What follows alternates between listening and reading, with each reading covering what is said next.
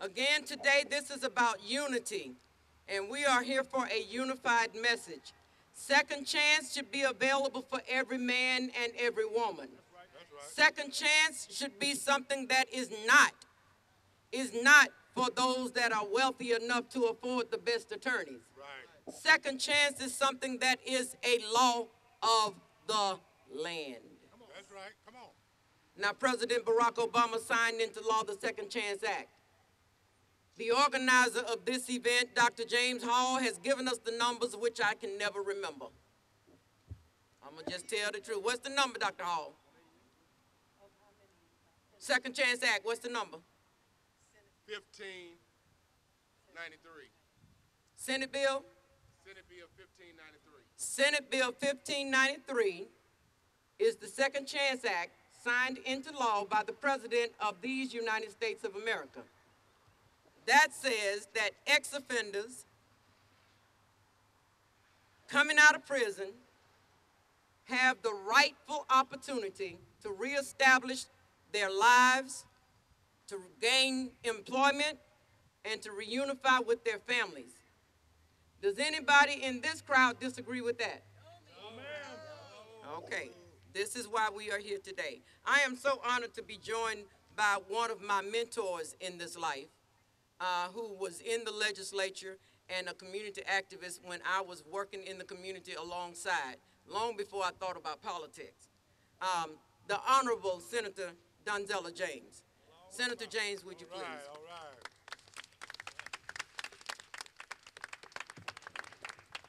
Thank you, Representative Roberta Abdul Salam. Let's give her a hand because she is always out front and working hard for the best of the people and speaking the truth and working for justice. So I appreciate the opportunity to stand with all of you today because this is a call for action. That's right.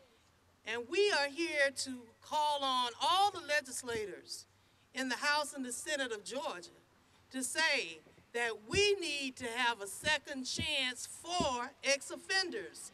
Right. As our Representative Abdul Salam just said, this is the law of the land. Right. The bill that was passed in 2007 on the federal level mandates that we have reentry for housing, for training, and definitely to help other companies to put people back to work. But it's not working here in Georgia. Georgia, we need to step up to the plate. We need to put people who have worked, who have paid their debt to society and now want to come back and reintegrate into society. We need to make sure that we give them all the tools necessary. We want to make sure that we support them and protect them. Some people say, second chance, I don't want to give them a first chance. We want to change that mentality. Right. We have to have a change of mindset in this whole state of Georgia because these are people who may have been criminals or who may have made a mistake and been with the wrong crowd. No matter what it is, they went before the courts, they paid their debt to society. Let's welcome them back and give them all the tools necessary. And so I, as one legislator, will definitely try to introduce legislation to work hard to expunge records because right now, I don't care if it's been 1 month or 10 years or 20 years. If you've been out and you go and apply for a job, it's very difficult to get one. In the society that we live in right now with the market crashing all over, it's hard for anybody to have jobs because a lot of jobs have been sent overseas. A lot of small businesses went bankrupt. So there are a lot of people hurting. But we want to make sure that we don't say we want to hire this person and not this person. Hire the best qualified person. And that's what we're saying. It should not matter if you have paid your debt to society. So we have to work together. We cannot do this by ourselves. We need to call on everybody. So we're calling on the heavens. That's why we had prayers here that were interfaith this morning. From every persuasion, coming together who believe in God. because we need the winds from the north, south, east, and west to blow out this message this morning that we want justice for all. Justice for all. So I am proud to work with the Second Chance Reintegrating Committee that has been formed and has been working all of the summer, all of the past few months, so that in January, when the 2011 session starts, we will be able to come strong with legislation that will pass, that will make sure that Georgia gets its fair share of the federal tax dollars that are already available. We're not trying to reinvent the wheel when it comes to that. We need to make sure that we get our tax dollars here so we can help put people back to work. Yeah. Senator Donzella James and my sister Roberta Abdul Salam, two wonderful, wonderful freedom fighters. I want to thank them for reminding me to come. I've been over on Cascade with Concerned Black Clergy. Some of you may have been there this morning. We had our annual meeting and our rally and news conference to turn out the vote. And I left there and went over to Reverend Cameron Stevenson's show right at the corner of Donnelly and Oglethorpe, right by Kroger's in the West End, to talk about turning out the vote. So I'm here today to just join Donzella and Roberta to say, let's turn out the vote. Because if we don't turn out the vote, ladies and gentlemen, if we don't turn out the vote, the clock of progress will certainly continue to turn back on all of us. Yes, sir. And we just must understand that in spite of all of our battles, in spite of all of our work, we still have a lot of work to do yet. Yes, sir. We won the Voting Rights Act, we won the Civil Rights Act, we passed legislation in Congress and here, but we still have a lot of work to do. Yes, sir. And I told some young people Saturday in Sparta, we had 10,000 people out in Sparta for our annual festival, the Pine Tree Festival. I told them they got excited 2 years ago about Barack Obama. And I got excited in 1972 around Shirley Chisholm. Yeah. And we got excited around Jesse Jackson in 1984 and 88. And then 2008 we really got excited about Obama. Yes, sir. Yes, sir. And I said to them, in spite of Obama being in the White House for only 2 years, we still must continue to organize with the same vigor and fervor as we had 2 years ago. Because Yes, Obama is just one position. Come on.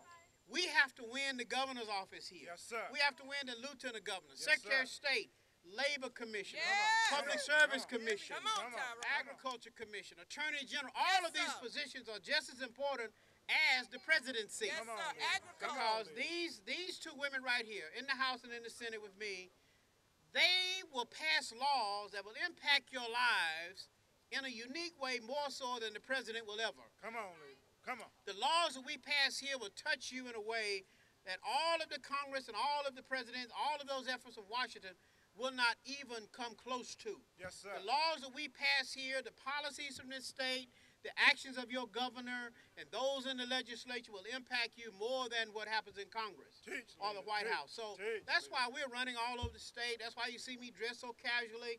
We're traveling, we're working all over this big state of Georgia. What we want you to do today when you leave here is go and try to impact someone who has not voted yet Yes, sir. and get them ready for tomorrow. Yes, sir. Your boyfriend, your girlfriend, your cousins, your uncles, your enemies. mamas, everybody you can talk to. Come on. And urge them to vote like they never voted before. Don't let Dr. King down. Teach, Don't lady. let Hosea Williams down. Yes, Teach, sir. Don't let Rosa Parks down. Yes, Don't sir. let Ralph Abernathy down. Teach, Don't lady. let Miss Amelia Boynton down. Teach, lady. All of those who gave Coretta Scott King, Teach, lady. all of those who died and Yes, bled sir. for March, Yes, dogs bit us. Yes, We sir. were in jail Yes, sir. simply because we wanted the right to vote. Come on.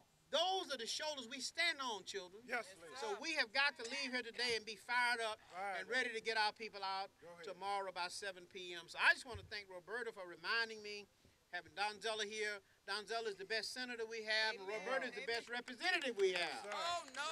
Oh, yeah. Oh. So these are the two modern-day Harriet Tubman women. These are the two modern-day Harriet Tubman Go women. ahead and teach, lady. They Go fight ahead. every day for you in Yeah. spite of the odds. So thank you so very much. I appreciate you. We love you so very much. And we will continue to work on your behalf. Thank you so very much. Don't clap for me, clap for your Lord and Savior. Because the only reason we're here today, He give us the strength to do what we do. He woke us up this morning and sent us on our way. That's how we're able to stand here. He moved some cars out of my way coming from Marietta. I understand how I got here. Praise God, from whom all blessings flow. How y'all doing today? Okay, you know what the assignment is. Let's get the job done. As Dr. Hall has said, we're already late. There's a certain time in December I won't take nothing else for the Georgia General Assembly. Because if I haven't done my research to make sure it's what it should be, I don't touch it. So let's get it done. Y'all be blessed. All right. I'm reminded of a very, very dear theologian to this country before he took his proper place in heaven. Martin Luther King Jr. said, never look down on a man unless you're looking down to pick him up.